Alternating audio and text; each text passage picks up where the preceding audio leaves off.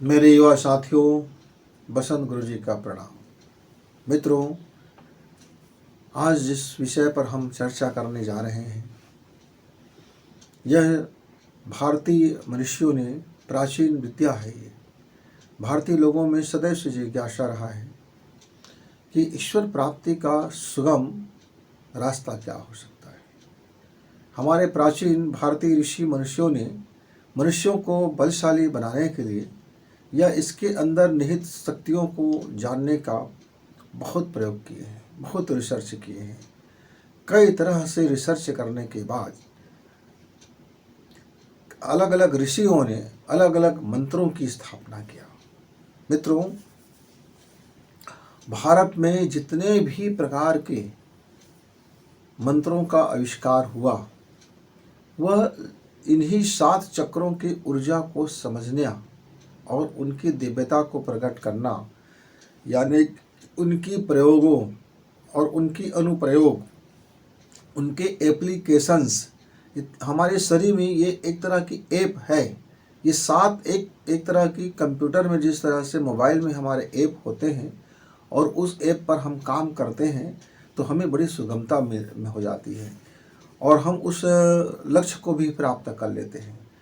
उसी तरह से हमारे शरीर के अंदर में यह 7 प्रकार की ऐसी ऊर्जाओं का संग्रहण है, ऐसी चौक है या ऐसे हब हैं जहाँ जा कर के हम उस संसार में, यानी उस एप्लीकेशन में, उस ऐप को हम प्रयोग करके अपने जीवन को सुगम, सरल, शानदार, प्राणवान और सबसे ज़्यादा पावरफुल हम बना सकते हैं।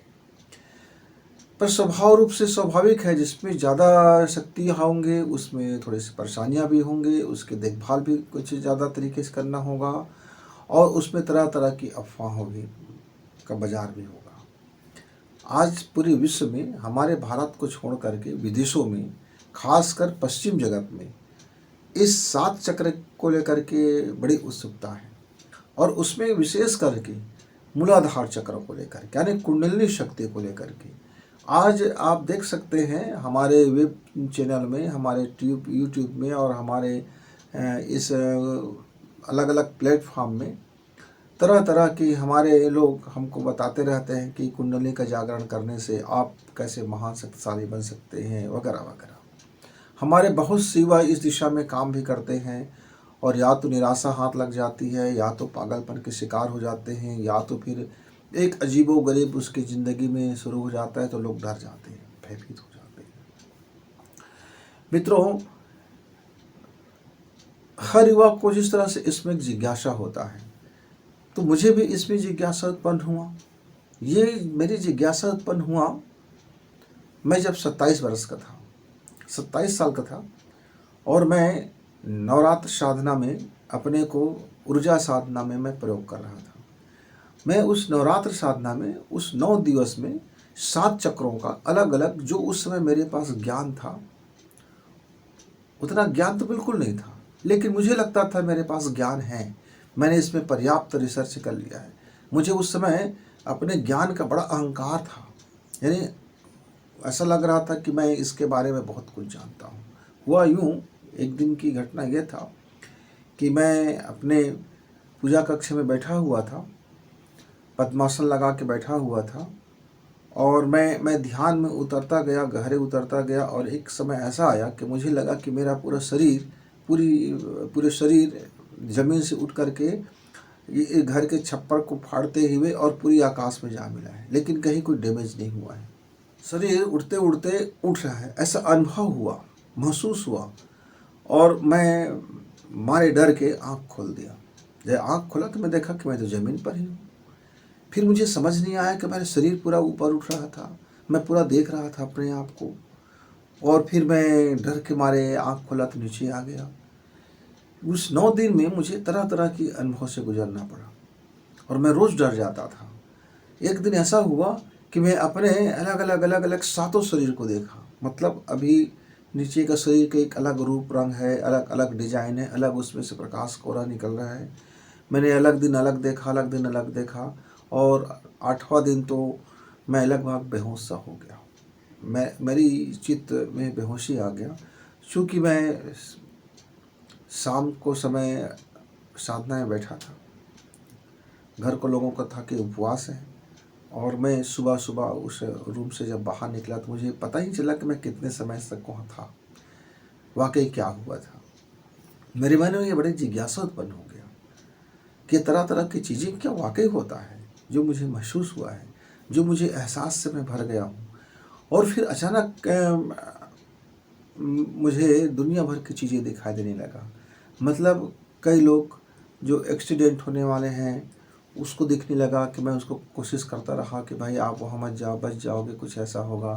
मैं अलग अलग लोगों को कहता देखो तुम्हारे साथ ये हो सकता है। मतलब एक अजीब सी उलझन सी ज़िंदगी आ गया और मैं बहुत परेशान हो गया। साल भर में मैं इतना परेशान हो गया कि ये या तो लोगों को लगने लगा कि भाई मैं उनको पहले से बोल रहा हूँ मेरा ज़बान काला है, और वो देखो वो घटना घट गया। लोग तो यकीन नहीं करते थे, आदमी हट्टा कट्टा है, तगड़ा है, बढ़िया है। और यदि मैं कहूँ कि भाई आप फलां तारीख को आपका घर से निकलना मत, आपके साथ ऐसा हो जाएगा, तो उनको बड़ा बुरा लगता और मैं बहुत परेशान हो गया। सोता था तो दुनिया भर की चीज़ें मुझे दिखाई देने लगता था, तरह तरह के लोगों के भविष्य दिखाई देने लग जाता था, अजीब अजीब सी चीज़ें मेरे साथ घटने लगा। मैं परेशान हो गया और मैं परेशान होकर के मैं एक दिन अमरकंटक चला गया। अमरकंटक जा कर के मैं जंगल में, थोड़ी सी जंगल में जा कर के बैठा और उसके बाद फिर लौटा। मुझे शांति फिर भी नहीं मिला। मैं फिर घर में आया तो मैं फिर मुझे लगा कि नहीं, मुझे और कुछ करनी चाहिए, एक आहार साधना कर लेनी चाहिए। एक आहार मतलब किसी एक शाकाहारी पर आपको जीवन जीना होता है। जैसे आपने टमाटर का जूस पिया या टमाटर खाया तो बस आपको उस थोड़े थोड़े करके एक आहार, और उसके बाद फिर 40 दिन का मैंने अपना एकांत साधना शुरू कर दिया। और मेरे मन में आ गया कि नहीं, मुझको इसको जानना है। मित्रों, उसी समय मेरे हाथ में एक अनमोल साहित्य मेरे हाथ में आ गया। विश्वामित्र की गायत्री, वो 24 गायत्री का मंत्र कैसे बना, और इस 24 गायत्री का आविष्कार के पीछे की जो असली कहानी था, रिसर्च था, ये ऊर्जाओं का इतना शक्तिशाली कैसे हो सकता है। स्वर विज्ञान में हमारे शरीर, हमारे मनोमस्तिष्क, हमारे जीवन को क्या प्रभावित करता है। शास्त्रीय संगीत का उद्गम हमारे इन्हीं स्वर विज्ञान से उत्पन्न हुआ, और ये जो सांसों से संबंधित रखता है और ध्वनि से संबंधित रखता है, क्योंकि हम सांस को भी स्वर बोलते हैं और जो अपनी वाणी को भी स्वर बोलते हैं। और अपनी जब सांस और वाणी दोनों को मिला देते हैं तब वह एक संगीत का जन्म ले लेता है। संगीत ले लेता है। हमने शास्त्रीय संगीत में देखा कि हमारे सांसों का आरोह प्रारोह, अल्प प्राण महाप्राण में किस तरह से वो बदलते हैं, और हमारे कंठ, हमारे हृदय, हमारे नाभि और हमारे मूलाधार इत्यादि पर किस तरह से प्रभाव पड़ता है। मैं उस 40 दिन में 20 दिन तक का मैं तरह तरह की साहित्यों का अध्ययन करता रहा, रात दिन एक कर दिया, क्योंकि मेरे पास और कोई काम था नहीं, क्योंकि बाहर निकलना था नहीं मुझे। एक रूम में बंद था, किसी को कोई मतलब नहीं था, क्योंकि किसी को कोई मालूम ही नहीं था कि मैं क्या कर रहा हूँ। मैं अकेले रहता था, अपना काम करता था, तो ये मेरे लिए एक सुनहरा अवसर भी था। अकेला होना, एकांत होना हर किसी के लिए बस की बात नहीं है कि उसको प्रोडक्टिविटी बना सके। हमारे बच्चे एकांत हो जाते हैं तो आजकल तो मोबाइल में जुड़ जाते हैं, नेट से जुड़ जाते हैं, तमाम तरह के उपद्रव में जुड़ जाते हैं। पर हमने अपना एकांत का भरपूर उपयोग किया, उस एकांत में जीवन को बदल कर रख दी। तो मित्रों, मैंने क्या देखा कि यह जो कुंडली साधना है, ये एक बड़ी रहस्यमय साधना है और इसमें बड़ी सावधानी बरतनी पड़ती है। और मैंने भी तरह तरह के तमाम अफवाहें सुन रखा था, मन में भय भी था, कुछ संकोच भी था। कई लोगों से पूछता तो वो कहता वो पंडित जी के पास जाओ, वो गुरु के पास जाओ, वो शक्तिपात करते हैं, वो आपको अच्छा करेंगे। फिर मैंने सारा चीज़ झोला लटका लिया और खूंटी में टांग दिया। कहने का सही ये है कि मैंने किसी के पास जाना उचित अब नहीं समझा, स्वाध्याय करना उचित समझा। मित्रों, तो मैं विश्वामित्र को अध्ययन कर रहा था, गायत्री महामंत्र की जन्म कैसे बना ये गायत्री महामंत्र। फिर 24 अक्षरों का यह गायत्री मंत्र में सबसे पहला जो अक्षर आता है जिसको गिनती में नहीं गिनी जाती, और 3 बंध आती है उसको भी गिनती में नहीं गिनी जाती। ये 3 बंध क्या है, ये 3 अनुशासन क्या है, और जो पहला जो है अपना ओम कोई गिनती में नहीं आता। फिर आता है भुआ, तो भुआ को भी गिनती में नहीं गिनी जाती है, यह बंध है, अनुबंध है ये। और भुआ स्व को भी नहीं गिनी जाती। इसको हम छोड़ देते हैं, ये अलग चीज़ें हैं, इसको ये गिनती में नहीं गिनी जा सकती। तो मैंने सोचा इसको गिनती में क्यों नहीं गिन सकते। फिर 24 अक्षर को वहाँ से शुरू करते हैं, फिर तत्सवितुर्वरेण्यम से। तो मित्रों, मैंने फिर देखा कि ये अलग अलग भारतीय जितने भी महान महान महान ऊर्जाओं को संग्रहित करके जो रखा है शरीर के 24 ऊर्जा केंद्र, मालूम हुआ कि 7 नहीं बल्कि 24 ऊर्जा केंद्र है। और इस 24 ऊर्जा केंद्र को ही हम गायत्री महामंत्र बोलते हैं। यानी उस 24 ऊर्जा केंद्र का यदि जागरण कर लें, उसका सही उपयोग कर लें और अपने जीवन को यदि आप बैलेंस बना सकते हैं, तो ये 24 जो ऊर्जा है, महाऊर्जा है, ये 24 महाऊर्जा को धारण करना ही गायत्री महामंत्र है। ये 24 अलग अलग बीज मंत्र है, यानी एक एक बीज मंत्र का एक एक ऊर्जा केंद्र होता है। अब बीज मंत्र का मतलब ये समझ जाइए कि किस तरह से हम स्वर को, यानी सांसों को और वाणी को और अपनी ध्यान को, अपनी ऊर्जा को हम किस तरह से अल्प प्राण, महाप्राण और में उसको करेंगे और उसका प्रयोग करेंगे, तो वह जो ऊर्जा का केंद्र है सक्रिय होगा या संतुलित होगा या ऊर्ध्वगमन होगा।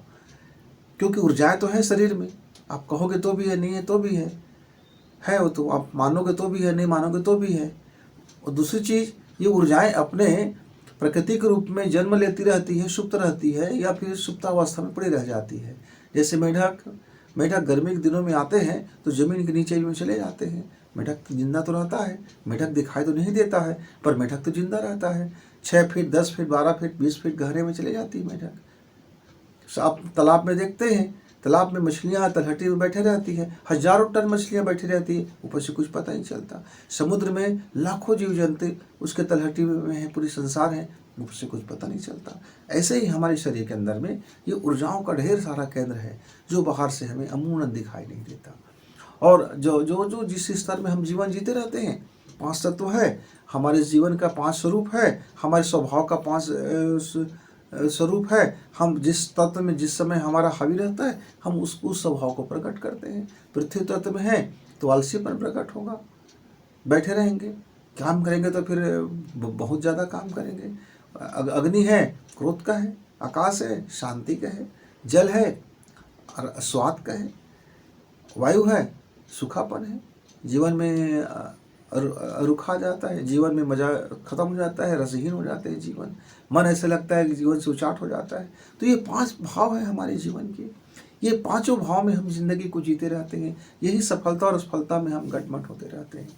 तो मित्रों, एक बड़ा ज्ञान है, बड़ी रिसर्च हो जाती है इस पर हम बात करने लगेंगे तो बहुत समय लगेगा।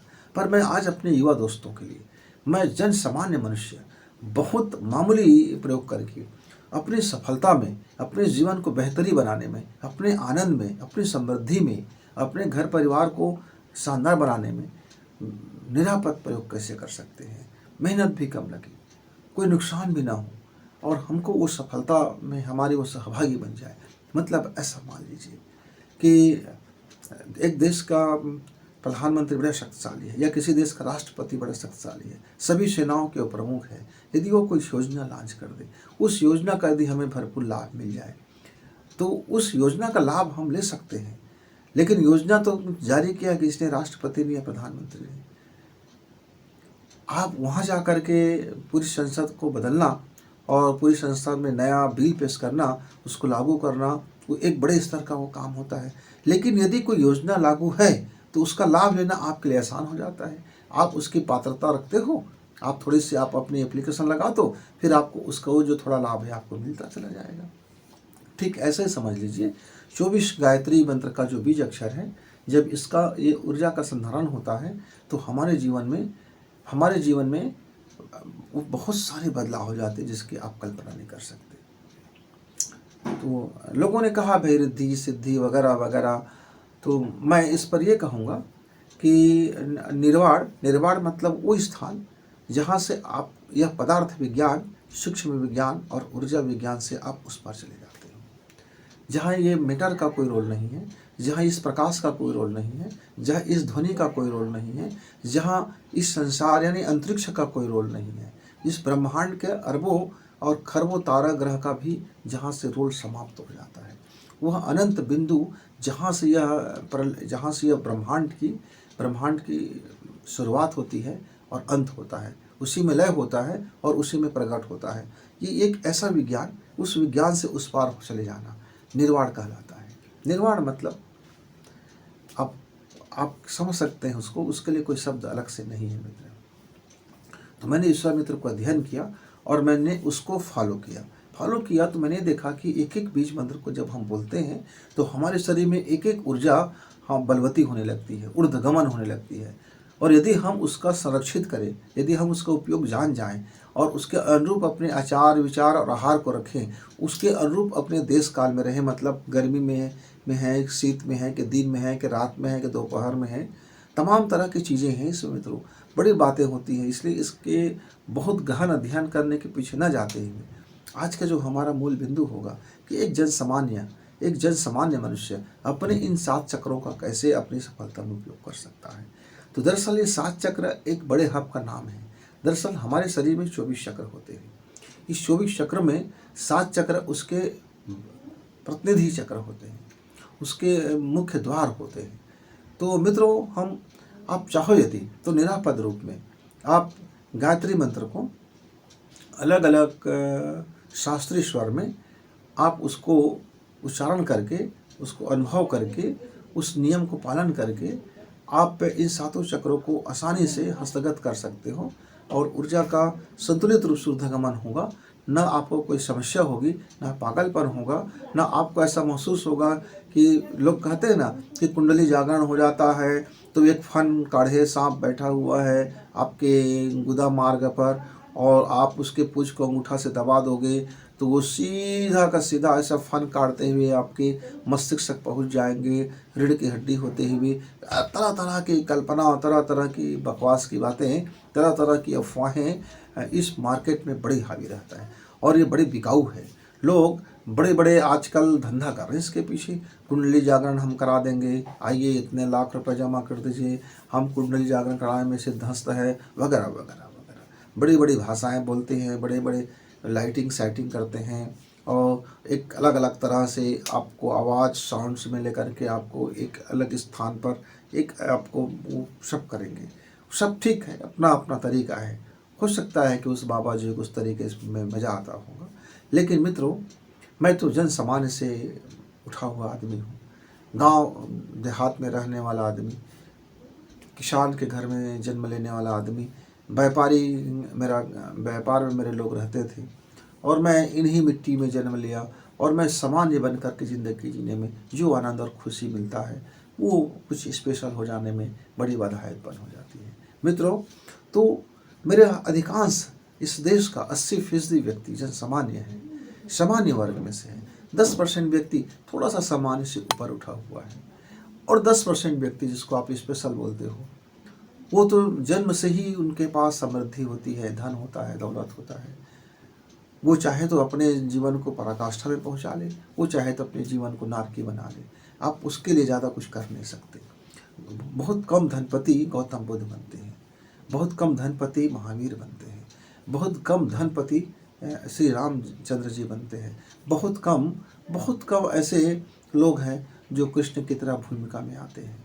ये जब हमारे पास धन नहीं है तो धन की भूख होता है तो हम धन पाना चाहते हैं, जिसके पास ज्ञान नहीं है, ज्ञान का भूख है तो ज्ञान पाना चाहता है।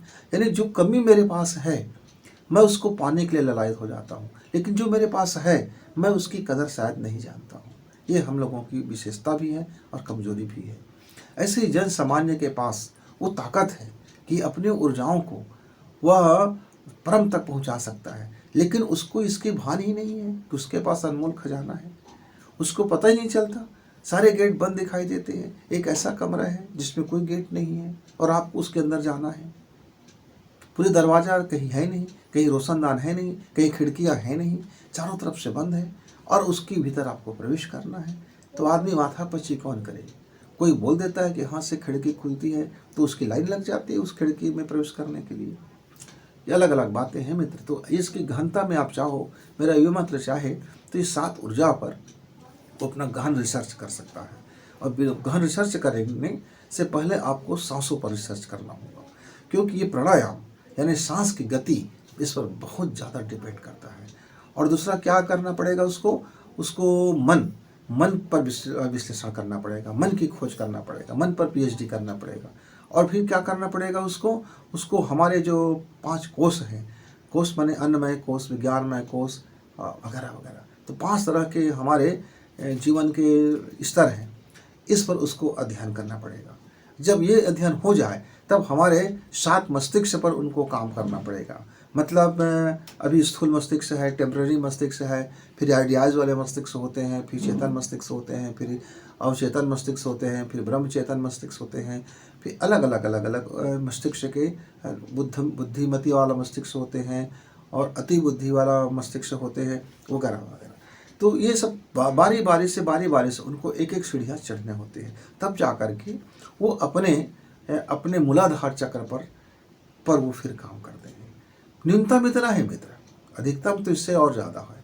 अधिकतम यह है कि आपको अपने हार्मोन्स पर आपको जानकारी इकट्ठा करना होगा कि कौन हार्मोन्स का क्या कार्य है, उसमें कौन सी पदार्थ निहित है, उसकी गुण क्या है, वो उसमें जल तत्व है कि उसमें पृथ्वी तत्व है कि उसमें वायु तत्व है कि अग्नि तत्व है कि आकाश तत्व है, कौन हार्मोन्स कौन से तत्व की प्रतिनिधि करता है, कौन हार्मोन्स की क्या शक्ति है, कौन हार्मोन्स हमारे अतिस्राव करते हैं, कौन हार्मोन्स पर हमारा कंट्रोल है, कौन हार्मोन्स पर हमारा कंट्रोल नहीं है। मतलब ऐच्छिक हार्मोन्स और अनैच्छिक हार्मोन्स, उन हार्मोन्स के अपने अपने कौन कौन से रसायन निकालते हैं, उस रसायन का क्या क्या उसका भी हमारे शरीर में प्रभाव होता है, मन में प्रभाव होता है, मस्तिष्क में प्रभाव होता है, किस तरह से हमारे शरीरों को वो बलशाले बना देते हैं या कमज़ोर बना देते हैं। हमारा शरीर मजबूत होते हुए भी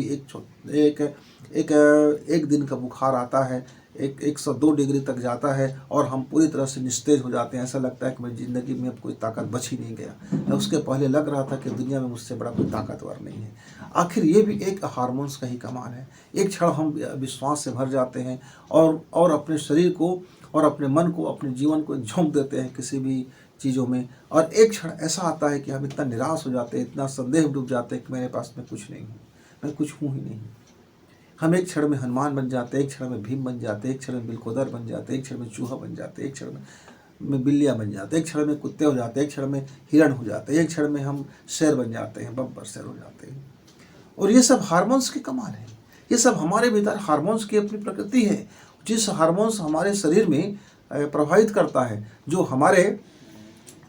हमारे नाभि क्षेत्र को अपने कंट्रोल में ले लेता है, वो उसका हम गुण धर्म हमारे जीवन में प्रकट होने लगता है। मैं अभी आपको दिखाई दे रहा हूँ, बात कर रहा हूँ, हो सकता है थोड़ी देर के बाद मेरे अंदर में रोने का मन हो और मुझे भारीपन लग जाए और मैं जब तक ना रोऊं अच्छा ना लगे, क्यों? हार्मोन्स के कमाल है सब ये हार्मोन्स का अपना गुणधर्म होते हैं, हार्मोन्स की अपनी प्रकृति होते हैं। इसीलिए तो एक घर में अनेक बच्चे होते हुए भी हर बच्चा ब्रिलियंट नहीं होता, हर बच्चा बदमाश नहीं होता, हर बच्चा कुटिल नहीं होता, हर बच्चा धूर्त नहीं होता, हर बच्चा कमीना नहीं होता, और हर बच्चा साधु नहीं होते, हर बच्चा संत नहीं होते, हर बच्चा मनीषी नहीं होते, हर बच्चा सेना के काबिल नहीं होता, हर बच्चा डॉक्टर के काबिल नहीं होता, हर बच्चा इंजीनियर नहीं बन सकता।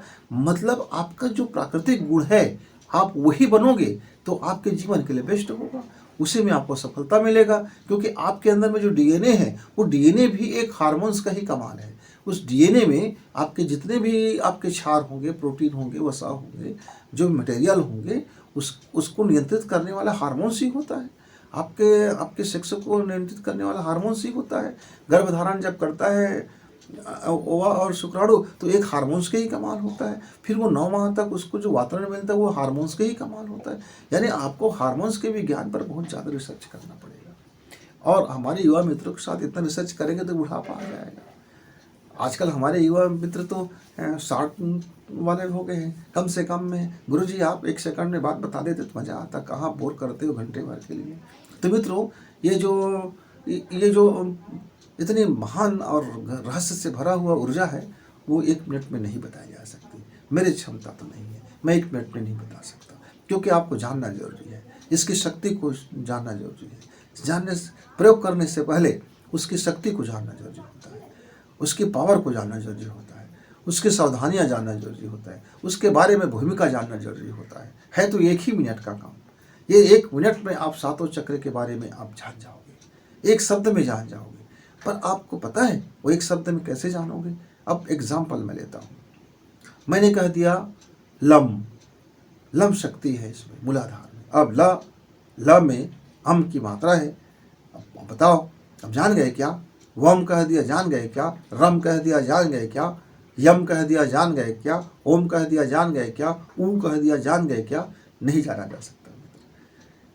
ये कोड वर्ड है, आप समझते हो ना, की वर्ड है ये। इसको तोड़ना, इसको जानना, इसको समझना, और ये लॉक की वर्ड है। की वर्ड को समझना आसान नहीं होता। तो मित्रों, हम अपने स्वाभाविक जीवन में हम इसका एक बेहतरीन उपयोग कर सकते हैं। इसके दो मार्ग हैं। पहला तो ये है कि या तो आप 24 तरह की गायत्री मंत्र को अभ्यास कर लीजिए, अलग अलग आपके सात तरह के अलग अलग स्वर में, 7 प्रकार के स्वर में गायत्री मंत्र का उच्चारण कीजिए, उसको अनुभव कीजिए और उसका अनुष्ठान कर लीजिए।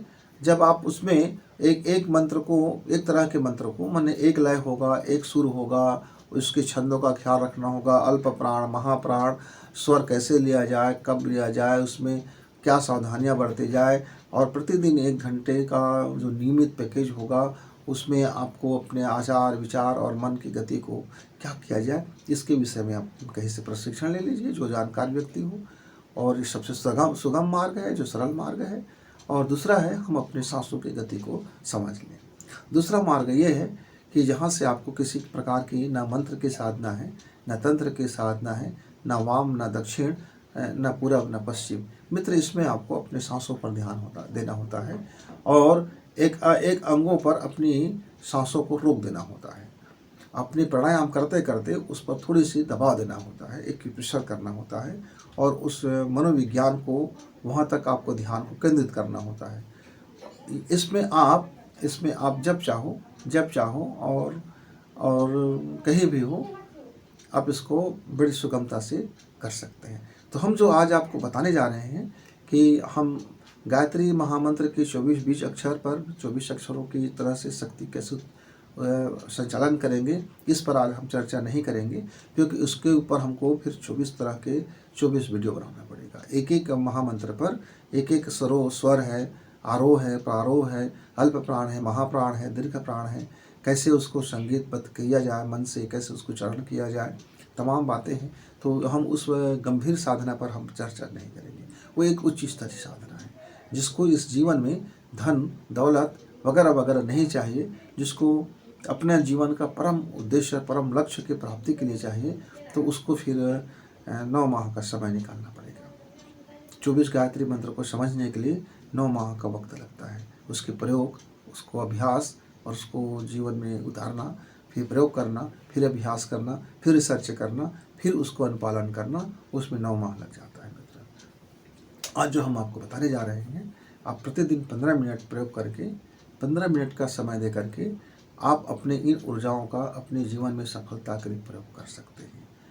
ये आपके जो 7 चक्र होते हैं, यानी 7 ऊर्जा का केंद्र होता है, ये ऊर्जा शरीर कहलाता है मित्रों। ये आपके जीवन को प्रभावित भी करती है और आपके जीवन को ये निर्धारित भी करती है। जिस ऊर्जा क्षेत्र में आज आपका शरीर होगा, आज जिस ऊर्जा क्षेत्र में आप सुबह उठने के बाद जो आपके जीवन में हावी होगा, वह आपके जीवन को, आज के जीवन को प्रभावित भी करेगा और निर्धारित भी करेगा। कैसे होते हैं, चलिए आज हम समझते हैं। सबसे पहला, जो सबसे मजबूत और जिसके बारे में पूरे दुनिया में अफवाह फैला हुआ है कि यहाँ एक कुंडली है, यहाँ एक सर्प बैठा होता है, और उसके अंगूठा को दबा देने से नाग की तरह वह फन फाड़ करके मस्तिष्क में जाता है और ऊर्जा का भंडार है। ठीक है, इसमें से कुछ सही है और कुछ गलत है। गलत ऐसे है कि हमारे शरीर में कोई नाग नहीं होता, कोई सांप नहीं होता। कुंडलिनी का आशय यह है मित्र, यहाँ ऊर्जा परिक्षेत्र एक दूसरे से इतना गुथा हुआ है, एक इतने जटिल मार्गों से ये बंधा हुआ है कि आप आसानी से आप उसके तारों को, उसके पथ को, उसके ऊर्जा गमन पथ को आसानी से नहीं समझ पाते हैं। आप भूल भुलैया में फंस जाते हैं। ये इतना जटिल यहाँ ऊर्जा पथ होता है, इतने इस चौराहे पर इतनी जटिलता भरा हुआ है कि कहीं भी कन्फ्यूजन होने का बहुत डर होता है। तो आइए, सबसे पहला ऊर्जा पथ है हमारा मूलाधार चक्र।